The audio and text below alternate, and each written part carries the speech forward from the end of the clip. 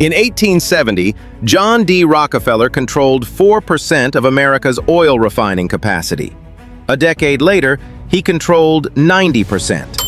By 1904, his Standard Oil empire managed 91% of oil production and 85% of final sales, establishing the foundational blueprint for every dominant corporation and monopoly that exists today.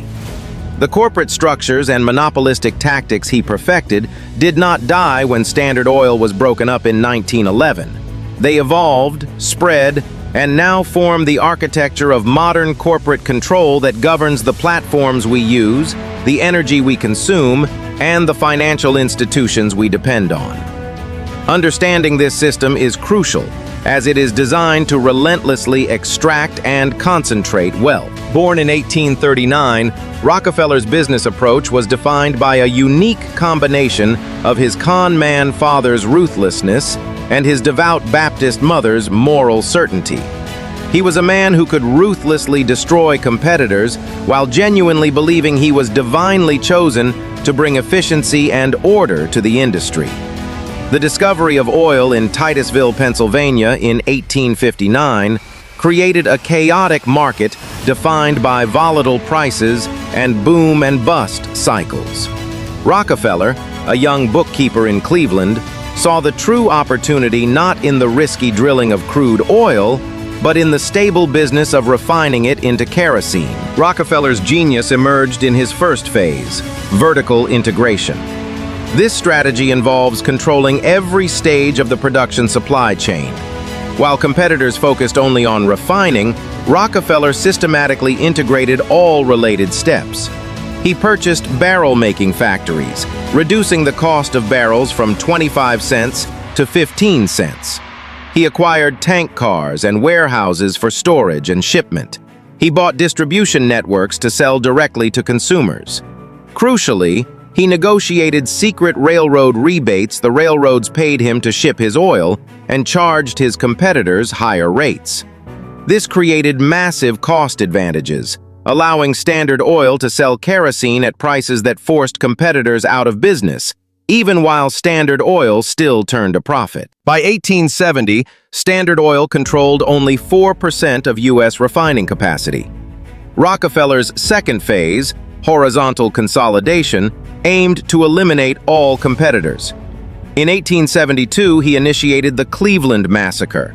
He approached every refinery owner with a choice: sell at a fair market value and often stay on as a manager, or face a price war. Those who refused were destroyed economically as Rockefeller undercut their prices, forcing them into bankruptcy. By the end of 1872, he controlled 25 of Cleveland's 26 refineries, instantly jumping to 25% of U.S. refining capacity.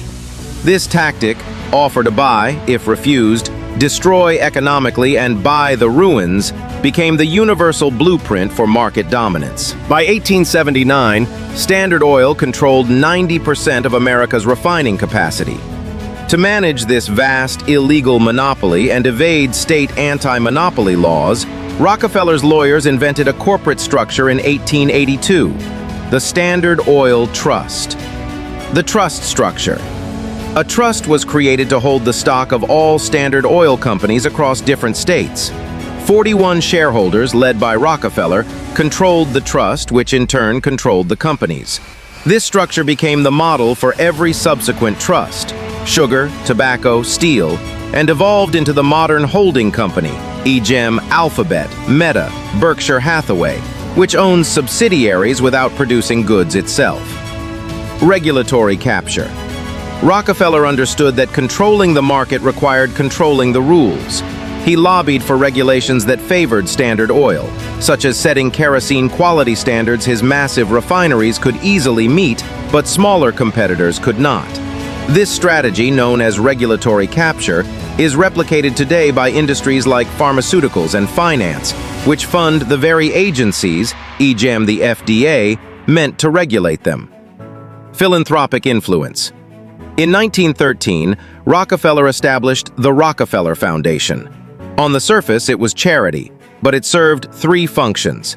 It enabled massive tax avoidance, bought immense public legitimacy, turning the robber baron into a benefactor, and gave him control over which universities and medical research received funding. This foundation was instrumental in shaping modern American medical education, establishing the pharmaceutical-centric model that dominates healthcare today. In 1911, under the newly passed Sherman Antitrust Act, the Supreme Court ruled Standard Oil an illegal monopoly and ordered its breakup into 34 separate companies. This was not the end of the system, it was its evolution. Rockefeller still owned shares in all 34 resulting companies. Standard Oil of New Jersey became Exxon, Standard Oil of New York became Mobil, and so on. The breakup did not destroy his wealth, it multiplied it. Before the split, Standard Oil stock was worth about $600 per share. After the breakup, the combined value of the 34 new companies soared to over $2,000 per share.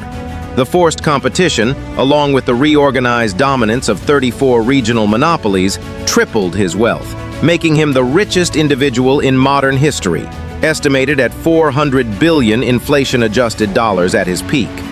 Significantly, most of these 34 companies have since reconsolidated, for example, Exxon and Mobil merging in 1999. The Standard Oil monopoly has largely reformed into ExxonMobil, Chevron, and BP over the last century, proving the system is self-correcting and enduring. Rockefeller's true legacy is the system itself, the methods, structures, and playbook, which every dominant corporation uses today. Rockefeller tactic. Modern corporation example. Application. Vertical integration. Amazon controls retail, logistics, delivery, payment processing, and cloud infrastructure, AWS, which hosts competitors. Horizontal consolidation. Meta, Facebook, controls Facebook, Instagram, and WhatsApp. Eliminates social media competition by buying or copying. The Trust. Alphabet, Google. Structured as a holding company owning Google, YouTube, DeepMind, etc., complicating regulation and optimizing taxes. Predatory pricing. Amazon uses data from its marketplace to create cheaper Amazon Basics products, undercutting and destroying third-party sellers. Regulatory capture. Pharmaceuticals. Lobbies for patent extensions and funds regulatory bodies to ensure a favorable market environment. Philanthropic influence. The Bill and Melinda Gates Foundation, a multi-billion-dollar fund that influences global health policy, education standards, and international governments while offering massive tax advantages. The Rockefeller system works. It is not inherently evil. It is efficient. It delivers cheap gasoline, two-day shipping, instant information, and life-saving pharmaceuticals. Standard Oil dropped the price of kerosene by 86% in its early years, benefiting the consumer. However, the system's core design is to concentrate wealth at the top while delivering efficiency at the bottom. You cannot escape it. Every path, gasoline, technology, finance, healthcare, leads back to consolidated corporate control built on Rockefeller's tactics. This is his ultimate achievement, a self-perpetuating system embedded in corporate law and regulatory frameworks that makes escape impossible.